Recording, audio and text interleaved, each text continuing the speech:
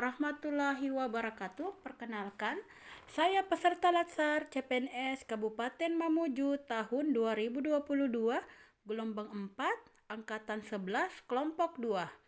Coach Haji Taufik SAG MM.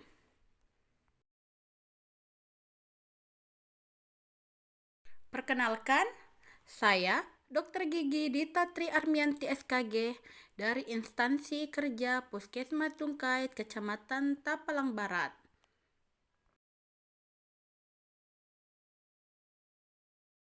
Seperti yang kita ketahui, pada tanggal 27 Juli 2021, Presiden Joko Widodo meluncurkan Core Values dan Employer Branding ASN. Core Values ASN yang diluncurkan yaitu ASN berakhlak.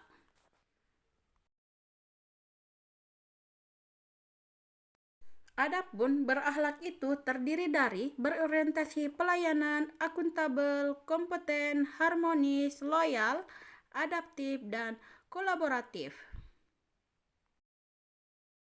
Adapun employer branding ASN yaitu bangga melayani bangsa. Pada tugas hari ini, kita akan membahas tentang infografi salah satu core value ASN berakhlak yaitu kolaboratif, di mana kita akan membahas tentang kolaborasi pemerintah, Wall of Government, dan perilaku kolaboratif dalam konteks organisasi pemerintah. Selanjutnya, pengertian dari kolaboratif governance. Kolaboratif governance atau kolaborasi pemerintah merupakan sebuah proses yang melibatkan norma bersama dan interaksi saling menguntungkan antara aktor pemerintah. Interaksi tersebut terdiri dari pengambilan keputusan, tata kelola kolaboratif, serangkaian aktivitas bersama di mana mitra saling menghasilkan tujuan dan strategi, berbagi tanggung jawab dan sumber daya. Adapun kriteria penting kolaborasi terdiri dari pertama, forum yang diprakarsai oleh lembaga publik atau lembaga. Yang kedua, peserta dalam forum termaksud aktor non-stase. Yang ketiga, peserta terlibat langsung dalam pengambilan keputusan dan bukan hanya dikonsultasikan oleh agen publik. Yang keempat, forum secara resmi diatur dan bertemu secara kolektif. Yang kelima, forum ini bertujuan untuk membuat keputusan dengan konsensus, bahkan jika konsensus tidak tercapai dalam praktik.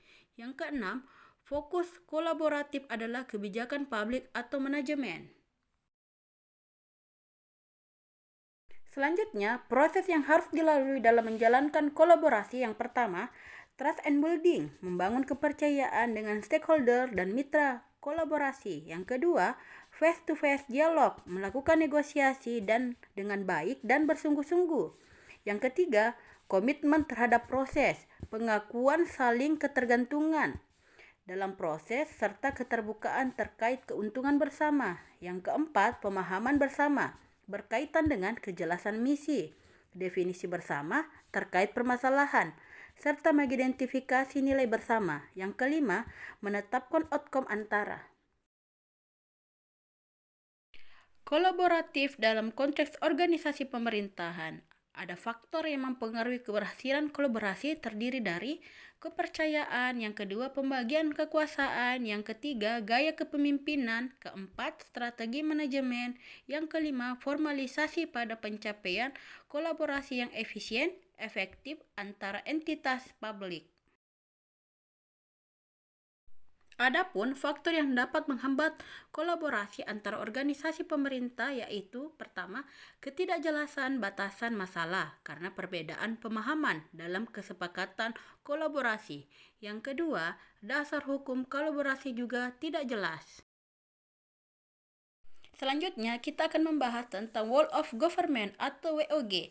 Apa sih WOG? WOG merupakan pendekatan penyelenggaraan pemerintah yang menyatukan upaya-upaya kolaboratif pemerintah dari keseluruhan sektor dalam ruang lingkup koordinasi yang lebih luas guna mencapai tujuan-tujuan pembangunan, kebijakan, manajemen, program, dan pelayanan publik. Adapun tujuan dari Wall of Government adalah agar pemerintah dapat memberikan layanan yang berkualitas bagi masyarakat dan memastikan bahwa pekerjaan yang diemban oleh aparatur pemerintah dapat berjalan efektif dan efisien. Mengapa Wall of Government itu penting?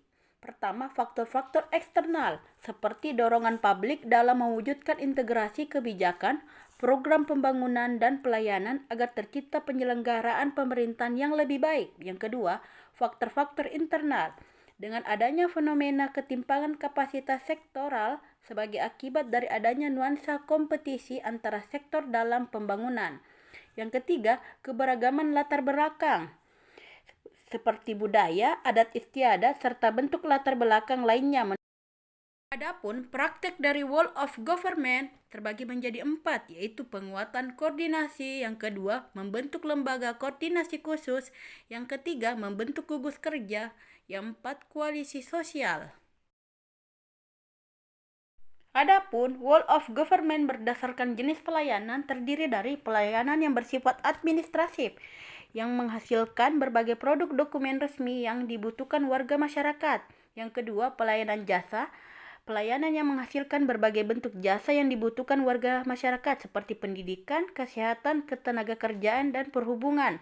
Yang keempat, pelayanan barang, pelayanan yang menghasilkan jenis barang yang dibutuhkan warga masyarakat seperti jalan, perumahan, jaringan, telepon, listrik, air bersih, dan seterusnya. Yang keempat, pelayanan regulatif, di mana pelayanan melalui penegakan hukum dan peraturan perundang-undangan maupun kebijakan publik yang mengatur sendi-sendi kehidupan masyarakat.